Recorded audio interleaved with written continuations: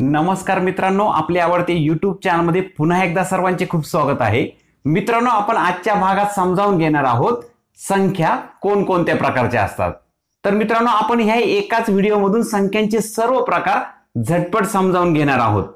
त्यामुळे मित्रांनो, व्हिडिओ शेवटपर्यंत नक्की पहा। तर चला सुरू करूया संख्यांचे कोणकोणते प्रकार आहेत। Let get started.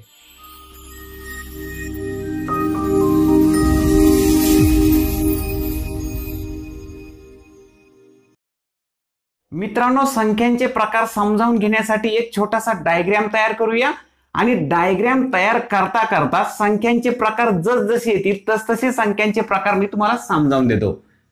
तर आपण समजावून घेणार आहोत मित्रांनो संख्यांचे प्रकार। संख्या कोणकोणत्या असतात यामध्ये पहिली असते वास्तव संख्या। तर मित्रांनो, तुम्हाला प्रश्न पडेल की वास्तव संख्या म्हणजे काय नेमकं? वास्तव संख्या म्हणजे मित्रांनो त्याला इंग्लिश मध्ये म्हणतात रियल नंबर। रियल नंबर म्हणजे ज्या रियल मध्ये आहेत, वास्तवात आहेत, ज्या संख्या अस्तित्वात आहे त्या सर्व संख्यांना वास्तव संख्या म्हणतात। मग त्या नेमक्या कोणकोणत्या आहेत? तर वास्तव संख्यांचे दोन प्रकार पडतात बघा। यामध्ये एक आहे रॅशनल नंबर, म्हणजे त्याला परिमेय संख्या म्हणतात बघा। परिमेय संख्या, परिमेय संख्या। आणि दुसरी जी संख्येचा प्रकार आहे वास्तव संख्येमधला तो आहे अपरिमेय, अपरिमेय संख्या। पुन्हा प्रश्न पडतो मित्रांनो, वास्तव संख्येमध्ये दोन प्रकारच्या संख्या आहे। एक आहे परिमेय संख्या, ज्याला इंग्लिश मध्ये रॅशनल नंबर म्हणतात, आणि दुसरा प्रकार आहे तो म्हणजे अपरिमेय संख्या। Rational number, irrational number. Rational number म्हणजे अशा संख्या, परिमेय संख्या म्हणजे अशा संख्या की ज्या संख्या p छेद q या फॉर्म मध्ये आपल्याला मांडून दाखवता येतात, मांडता येतात।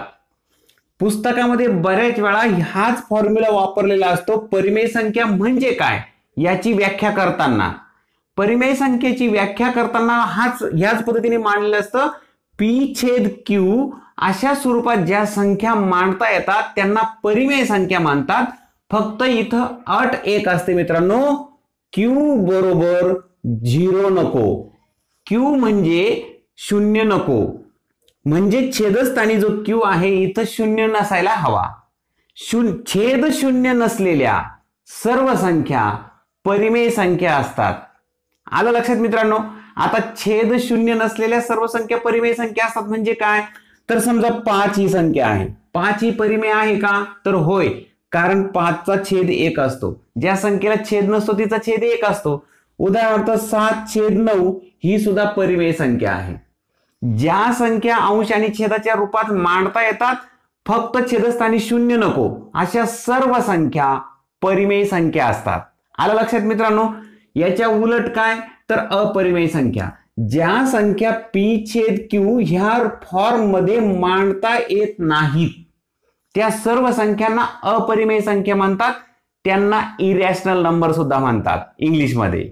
म्हणजेच मित्रांनो, उदाहरणार्थ इथं मी ही 7/9 ही संख्या घेतो बघा, 7/9। आता या अपूर्णांकाचा अर्थ काय असतो? तर 9 ने 7 ला भाग दिला तरी चालतो, बरोबर की नाही? तर 9 ने जर 7 ला भाग दिला तर काय होईल बघा। 9 ने 7 ला भाग जात नाही म्हणून आपण शून्य देतो आणि दशांश चिन्ह लिहितो आणि 7/70 करतो। दशांश चिन्ह ऐवजी आपण इकडे शून्य देऊन टाकतो। आता 9 ने 70 ला भाग द्या, 9 9 81 होतात, 9 8 72 होतात, 9 7 9 7 63 होतात, म्हणजे 63 ने भाग जाईल। 63 ने भाग गेला तर पुन्हा 7 उरेल, 9 7 63। म्हणजे मित्रांनो पुन्हा 7 उरले, पुन्हा शून्य ठेवला, पुन्हा 9 7 63, पुन्हा 9 7 63। हा भागाकार रिपीट होतोय पुन्हा पुन्हा। जर आपण अशा पद्धतीच्या संख्या निवडल्या की ज्यांचा भागाकार पुन्हा कधीही रिपीट होत नाही आणि भागाकार थांबत देखील नाही, उदाहरणार्थ 4/5 असा जर भागाकार केला तर 5 ने 4 ला भाग जात नाही म्हणून दशांश चिन्ह देतो आपण आणि याचे 40 करतो, तर 5 8 40 भागाकार संपला इथं भागाकार रिपीट झाला नाही, परंतु भागाकार संपून गेला, भागाकार पूर्ण झाला. इथं भागाकार पूर्ण होत नाहीये, परंतु भागाकार पुन्हा पुन्हा रिपीट होतोय, तो 7 7 7 पुन्हा पुन्हा येत आहे.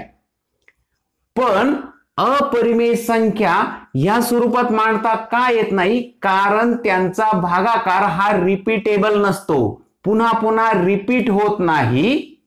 त्यालाच मित्रांनो इंग्लिश मध्ये म्हणतात नॉन टर्मिनेटिंग, म्हणजे भाग पूर्ण जातही नाही, भाग संपतही नाही. Non terminating, non repeating. बरोबर. तर हा भाग पूर्ण रिपीट होतोय, म्हणून ही अपरिमेय संख्या नाही, ती परिमेय संख्या आहे. मग मित्रांनो तुम्ही म्हणाल अपरिमेय संख्या कोणत्या आहेत? तर अपरिमेय संख्या म्हणजेच इरॅशनल नंबर. त्याचं एकदम छानसं उदाहरण म्हणजे पायची किंमत. कारण पायची किंमत आजपर्यंत कुणीही शोधू शकलेलं नाही. तुम्ही म्हणाल 22/7 ही पायची किंमत आहे ना, परंतु मित्रांनो 22/7 ही पायची खरी किंमत नाही, ती पायच्या किमतीच्या एकदम जवळची किंमत आहे, म्हणून आपण ती 22/7 ही पायची किंमत मानतो. प्रत्यक्षात मात्र मित्रांनो पायची किंमत ही नॉन टर्मिनेटिंग, नॉन रिपीटिंग आहे, म्हणजेच ती अपरिमेय संख्या आहे, इरॅशनल नंबर आहे पायची किंमत. त्यानंतर मित्रांनो कर्णी चिन्हात 2, वर्गमुळात 3, कर्णी चिन्ह म्हणता, वर्गमुळ म्हणता, वर्गमुळात 2, वर्गमुळात 3 ह्या ज्या संख्या आहे, वर्गमुळात 5, ह्या सुद्धा आपल्याला पी आणि क्यू ह्या फॉर्म मध्ये मांडून दाखवता येत नाही, त्यांना अपरिमेय संख्या म्हणतात. तर सर्वात सोपं काय? शून्य छेद नसलेल्या सर्व संख्या परिमेय संख्या असतात आणि अपरिमेय संख्या मात्र अंश आणि छेदाच्या रूपात मांडून दाखवता येत नाही. चला पुढे जाऊया, थोडासा फळा मोकळा करतो मी, याच्या पुढच्याही संख्या आपण समजावून घेऊ. मित्रांनो तुमच्या इथपर्यंत जर लक्षात आलं असेल तर याच्याही पुढे जाऊ आपण. परिमेय संख्येचे पुन्हा काही प्रकार पडतात. परिमेय संख्यांमध्ये काही असतात अपूर्णांक, काही असतात अपूर्णांक ज्याला फ्रॅक्शन म्हणतो आपण, आणि काही असतात पूर्णांक, काही असतात पूर्णांक ज्याला इंग्रजीमध्ये इंटिजर्स म्हणतात. आलं लक्षात मित्रांनो? पूर्णांक संख्यांमध्ये मित्रांनो अजून 3 प्रकार आहे, आणि ते 3 प्रकार आहे. एक आहे नैसर्गिक संख्या. नैसर्गिक संख्या तुमच्या थोडंसं लक्षात येत असेल बघा, नैसर्गिक संख्या. त्याच्यानंतर दुसरा आहे पूर्णांक संख्या कुणाचे मिळून बनतात, तर पूर्णांक संख्या नैसर्गिक संख्या, त्यानंतर शून्य आणि ऋण संख्या. बघा ऋण संख्या, शून्य आणि नैसर्गिक संख्या यांचे मिळून पूर्णांक संख्या बनतात. तर मित्रांनो पूर्णांक संख्या ह्या सर्व ऋण संख्या, शून्य आणि नैसर्गिक संख्या यांच्या मिळून बनतात. आणि मित्रांनो याच्याही पुढे जाऊन सांगतो, ह्या ज्या नैसर्गिक संख्या असतात, ह्या नैसर्गिक संख्या आणि शून्य यांच्या मिळून बनतात पूर्ण संख्या, ज्याला आपण होल नंबर म्हणतो. आलं लक्षात मित्रांनो? बघा पूर्णांक संख्या कुणामुळे बनल्या, तर सर्व ऋण संख्या, शून्य आणि सर्व नैसर्गिक संख्या यांच्या मिळून पूर्णांक संख्या बनल्या. पूर्णांक संख्यांमधला फक्त शून्य आणि नैसर्गिक संख्या जर एकत्र केल्या तर पूर्ण संख्या बनतात, ज्याला होल नंबर म्हणतात. आता तुम्ही म्हणाल नैसर्गिक संख्या म्हणजे कोणत्या संख्या, तर मित्रांनो नैसर्गिक संख्या म्हणजे नॅचरल, ज्या नॅचरली आपल्या तोंडामध्ये सहज येतात. उदाहरणार्थ तुम्हाला काही वस्तू दिल्या आणि तुम्हाला मोजायला लावल्या, तर आपण कशा मोजतो? 1 2 3 4 5 6 7 8 9 10 11 12 13.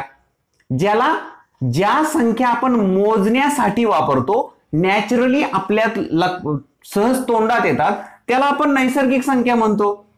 म्हणजे ज्या नैसर्गिकरित्या अस्तित्वात आहेत, सहज लक्षात येणाऱ्या, मोजता येणाऱ्या, ज्याला मोज संख्या सुद्धा म्हणतात, त्या सर्व संख्या असतात मित्रांनो नैसर्गिक संख्या. तुमच्या लक्षात आलं असेल नैसर्गिक संख्या कशा कुठून सुरू होत्यात? 1 पासून पुढे, 1 पासून पुढे जाणाऱ्या इन्फिनिटी पर्यंत म्हणजे अनंतापर्यंत जाणाऱ्या त्या सर्व नैसर्गिक संख्या आहेत, पण त्या मोजण्यासाठी वापरल्या जातात मित्रांनो. मग ह्या नैसर्गिक संख्या मोजण्यासाठी वापरल्या जातात, पण त्या लिहायच्या कशा? उदाहरणार्थ 1 2 3 4 5 6 7 8 9 हे 9 अंक कळले माणसाला, पण 10 लिहायचा कसा? 10 माहित आहे पण लिहायचा कसा? तर तो 10 लिहिण्यासाठी शून्याची गरज पडली आणि म्हणून नैसर्गिक संख्यांमध्ये शून्य ऍड झाला. ऍड झाल्याबरोबर नैसर्गिक संख्या आणि शून्य ह्या दोघांच्या मिळून बनल्या पूर्ण संख्या, कारण त्या संख्या पूर्ण झाल्या, होल नंबर झाले. त्याला पूर्ण संख्या म्हणण्याचं अजून एक कारण मित्रांनो असं की त्या संख्यांपासूनच इतर सर्व संख्या बनलेल्या आहेत. उदाहरणार्थ मित्रांनो 0 1 2 3 4 5 6 7 8 आणि 9 हे सर्व अंक वापरले की ह्याच अंकांचा उपयोग करून तुम्ही कोणत्याही संख्या तयार करू शकतात मोजण्यासाठीच्या, बरोबर. म्हणून त्याला पूर्ण संख्या म्हणतात. शून्य जोडला आणि सर्व संख्या पूर्ण झाल्या म्हणून पूर्ण संख्या. मग तुमच्या लक्षात आलं असेल बघा, पूर्ण संख्या म्हणजे काय? तर नैसर्गिक संख्या आणि शून्य यांचं मिळून पूर्ण संख्या बनल्या. आणि मित्रांनो ह्या पूर्ण संख्यांमध्ये अजून सर्व ऋण संख्या जोडल्या. तुम्हाला संख्या रेषा माहित असेल, संख्या रेषेच्या सेंटरला शून्य असतो, शून्याच्या उजवीकडे सर्व धनसंख्या असतात अनंतापर्यंत आणि शून्याच्या डावीकडे सर्व ऋण संख्या असतात अनंतापर्यंत, बरोबर. म्हणजे ऋण संख्यांची सर्वात लहान संख्या आपण सांगू शकत नाही, धनसंख्यांमधली सुद्धा सर्वात मोठी संख्या आपण सांगू शकत नाही, पण त्याच्या सेंटरला मात्र शून्य असतो. म्हणून नैसर्गिक संख्या शून्य आणि सर्व ऋण संख्या यांच्या मिळून बनल्या मित्रांनो पूर्णांक संख्या. मित्रांनो आपण शिकत असताना मात्र आपण ह्या क्रमाने शिकत जातो. आधी नैसर्गिक संख्या शिकतो, मग शून्य मिळवून पूर्ण संख्या शिकतो आणि मग सर्व ऋण संख्या घेऊन मग पूर्णांक शिकतो, नंतर अपूर्णांक, नंतर परिमेय, अपरिमेय, नंतर वास्तव संख्या शिकतो. पण मी मात्र तुमच्यासाठी हा डायग्राम थोडासा उलटा दिला. यामुळे काय होतं मित्रांनो की वास्तव संख्यांच्या आतमध्येच ह्या सर्व संख्या आहे हे एका क्षणात तुमच्या लक्षात येतं. आता मित्रांनो बरेच वेळा असे प्रश्न विचारले जातात की पूर्णांक संख्या म्हणजे परिमेय संख्या असतात होय किंवा नाही. जेव्हा असे प्रश्न येतात मित्रांनो त्यावेळेस तुमच्या लक्षात येईल परिमेय संख्येचाच एक भाग पूर्णांक संख्या आहे. याचा अर्थ सर्व पूर्णांक संख्या परिमेय संख्या आहेत, सर्व परिमेय संख्या वास्तव संख्या आहेत. असं तुम्ही ह्या डायग्राम मध्ये खालून वर जाताना ह्या सर्व संख्या वरच्या मध्ये असतात, ह्या सर्व संख्या त्याच्या वरच्यात असतात. तुम्हाला जर विचारलं सर्व वास्तव संख्या ह्या पूर्णांक संख्या आहेत तर ते चुकीचं होईल, कारण सर्व वास्तव संख्या पूर्णांक संख्या नसतात, कारण काही वास्तव संख्या अपरिमेय सुद्धा आहेत. परंतु सर्व पूर्णांक संख्या वास्तव संख्या आहेत तर मात्र हे खरं असेल. आलं लक्षात मित्रांनो. बरेच वेळा असे प्रश्न येतात, आलेले आहेत, म्हणून हा डायग्राम तुमच्या समोर ठेवला. आता तुमच्या ते सहज लक्षात येईल. मित्रांनो याच्याही पुढे जाऊन ह्या पूर्णांक संख्यांमध्ये ज्या होल नंबर आहेत, शून्य आणि नैसर्गिक संख्या मिळून ज्या पूर्ण संख्या बनतात होल नंबर, याच्यामध्ये सुद्धा काही उपप्रकार आहे, ते सुद्धा समजावून घेऊ 1-2 मिनिटांमध्ये. चला तर मित्रांनो आपण पूर्ण संख्येपर्यंत आपण संख्यांचे प्रकार पाहिले होते. या पूर्ण संख्यांमध्ये तुमच्या लक्षात आले असेल पूर्ण संख्या म्हणजे काय, होल नंबर म्हणजे काय, शून्य आणि सर्व नैसर्गिक संख्या यांच्या मिळून पूर्ण संख्या बनतात. आता शून्यापासून पुढे जाणाऱ्या मोजता येणाऱ्या सर्व ज्या मोजण्यासाठी वापरल्या जातात त्या सर्व संख्या असतात पूर्ण संख्या. ह्या पूर्ण संख्यांमध्ये काही संख्या असतात मित्रांनो त्या आहेत मूळ संख्या. त्यांना मूळ संख्या म्हणतो आपण, ज्यांना इंग्लिश मध्ये प्राईम नंबर्स म्हणतात. मग आता या मूळ संख्या म्हणजे कोणत्या, बऱ्याच मित्रांना हे समजत नाही. मूळ संख्या आणि दुसरा प्रकार आहे संयुक्त संख्या. बघा आता संयुक्त संख्या आणि मूळ संख्या यातला फरक ओळखण्याची खूप सोपी पद्धत आहे मित्रांनो. उदाहरणार्थ मी तुमच्यासाठी एक 7 ही संख्या घेतो बघा, 7. आता ह्या संख्येला भाग जाईल, पूर्ण भाग जाईल, बाकी उरणार नाही अशा संख्या कोणत्या, तर 7ला फक्त 7ने भाग जाऊ शकतो, 7 एके 7 बाकी उरणार नाही, पूर्ण भाग पण गेला. आणि 1ने भाग जाऊ शकतो. बघा 7ला 1ने भाग जाऊ शकतो आणि 7ने भाग जाऊ शकतो. हे दोनच असे अंक आहे मित्रांनो, या दोनच अशा संख्या आहे की ज्यांनी 7ला भाग जाईल. याला आपण फॅक्टर म्हणतो, विभाजक म्हणतो. तर मित्रांनो ही जी 7 आहे या 7ला फक्त एक तर तिने स्वतःनेच किंवा एकने भाग जातो, असे दोनच फॅक्टर मिळाले आपल्याला, दोनच विभाजक मिळाले. अशा संख्या की ज्यांना फक्त दोनच विभाजक असतात आणि या दोन विभाजकामध्ये एक विभाजक असतो ती स्वतः आणि दुसरा विभाजक असतो एक, तर अशा सर्व संख्या मूळ संख्या असतात. आलं लक्षात मित्रांनो? तर त्यामध्ये मूळ संख्या कोणती आहे तुम्हाला माहिती आहे. 2 ही मूळ संख्या आहे. 2 चे विभाजक कोण? स्वतः 2 आणि 1. 3 ही सुद्धा मूळ संख्या आहे. 3 ला सुद्धा फक्त 3 ने भाग जाईल आणि 1 ने भाग जाईल. 4 ही मूळ संख्या नाही मित्रांनो, बरोबर. 4 ला मात्र 4 नेही भाग जातो, 2 नेही भाग जातो, 1 ने सुद्धा भाग जातो. इथं 3 विभाजक मिळाले आपल्याला, बरोबर. 2 पेक्षा जास्त विभाजक असले की त्या असतात संयुक्त संख्या, ज्याला कंपोजिट नंबर म्हणतात. आता तुमच्या लक्षात आलं असेल मित्रांनो, जर आपण असं शोधायला सुरुवात केली शून्यापासून पूर्ण संख्यांमधल्या सर्व प्राइम आणि प्राइम संख्या कोणत्या आणि संयुक्त संख्या कोणत्या असं जर वेगळं करायला सुरुवात केली तर सुरुवातीला 0 ही प्राइमही नाही, मूळ संख्या नाही, संयुक्त संख्या देखील नाही, हा स्पेशल नंबर आहे. 1 ही संख्या सुद्धा संयुक्त संख्या नाही आणि मूळ संख्या सुद्धा नाही, कारण 1 चा फॅक्टर फक्त 1 हा एकटाच आहे. मूळ संख्या कोणाला म्हणायचं? ज्यांना 2 विभाजक असतात. 1 ती स्वतः विभाजक असते आणि 1 हा तिचा दुसरा विभाजक असतो. तर दुसरी संख्या 2 आहे, हिचे विभाजक बघा 2 आणि 1. आलं लक्षात? या व्यतिरिक्त नाही. 3 बघा, 3 चे सुद्धा विभाजक 3 आणि 1 आहे. 4 जर घेतली तर 4 चे विभाजक मात्र 3 प्रकारचे येतील. एक स्वतः 4 येईल, त्यानंतर 2 ने सुद्धा पूर्ण भाग जातो आणि 1 ने सुद्धा पूर्ण भाग जातो. ही झाली कंपोजिट नंबर, संयुक्त संख्या.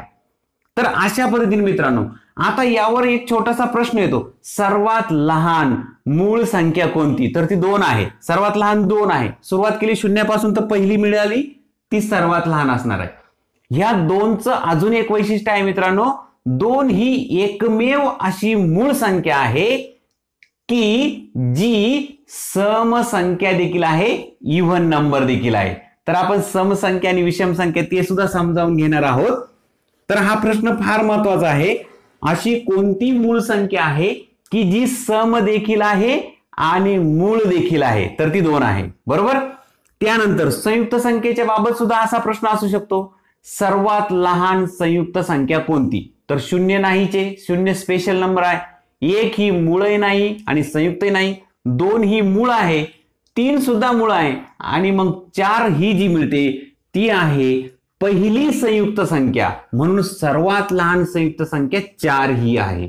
तर तुमच्या लक्षात आलं असेल मित्रांनो, मूळ संख्या आणि संयुक्त संख्या. याच्या पुढे जाऊ आपण. पुढचा आहे समसंख्या. समसंख्या आणि त्याच्याही पुढचा एक अजून आहे, तो म्हणजे विषम संख्या. विषम संख्या म्हणजे ऑड नंबर आणि सम संख्या म्हणजे इव्हन नंबर. तर समसंख्या कशाला म्हणायचं? ज्या संख्यांच्या एकक स्थानी 0, 2, 4, 6 आणि 8 हे अंक असतील त्या सर्व समसंख्या. मग विषम संख्या कोणत्या? तर उरलेल्या सर्व विषम संख्या. उदाहरणार्थ मित्रांनो, 12 ही संख्या घेतली, ही सम आहे कारण एकक स्थानी 2 आहे. उदाहरणार्थ घेतली 518, तर ही सुद्धा सम आहे कारण एकक स्थानी 8 आहे. ज्या संख्यांचे एकक स्थानी 0, 2, 4, 6 आणि 8 यापैकी कोणताही एक अंक असतो त्या सर्व समसंख्या असतात. समसंख्या ओळखण्याची दुसरी खूण अशी की जी ही समसंख्या असते तिला 2 ने निशेष भाग जातो. 2 ने निशेष भाग जाणाऱ्या, 2 ने पूर्ण भाग जाणाऱ्या सर्व संख्या समसंख्या. उरलेल्या विषम संख्या, उदाहरणार्थ 3 ला 2 ने भाग जात नाही पूर्ण, बे की बे होतील आणि एक बाकी उरेल. याच्यानंतर आपण घेऊ समजा 55, तर 55 इथं 2, 4, 6, 8, 0 यापैकी अंक नाही एकक स्थानी. 2 ने भाग दिला तर बाकी 1 उरेल, बरोबर. ज्या संख्यांना 2 ने भाग दिल्यानंतर बाकी 1 उरते त्या सर्व विषम संख्या. ज्या संख्यांना 2 ने पूर्ण भाग जातो बाकी उरत नाही त्या सर्व समसंख्या. तर चला मित्रांनो, कमीत कमी वेळेमध्ये तुम्हाला संख्यांचे सर्व प्रकार समजावून देण्याचा मी प्रयत्न केला. हा व्हिडिओ तुमच्यासाठी देणं मला जास्त महत्वाचं वाटलं म्हणून मी संख्यांच्या प्रकाराचा हा व्हिडिओ तुमच्यासाठी घेऊन आलो. तुम्हाला जर व्हिडिओ आवडला असेल तर लाईक करायला विसरू नका. चॅनल सबस्क्राईब करायचं राहून गेलं असेल मित्रांनो तर चॅनल नक्की सबस्क्राईब करा. तुमच्यासारख्या गरजू मित्रांपर्यंत हा व्हिडिओ नक्की शेअर करा मित्रांनो. अशाच एखाद्या नवीन व्हिडिओमध्ये पुन्हा भेटूया मित्रांनो. तोपर्यंत बाय बाय, जय हिंद.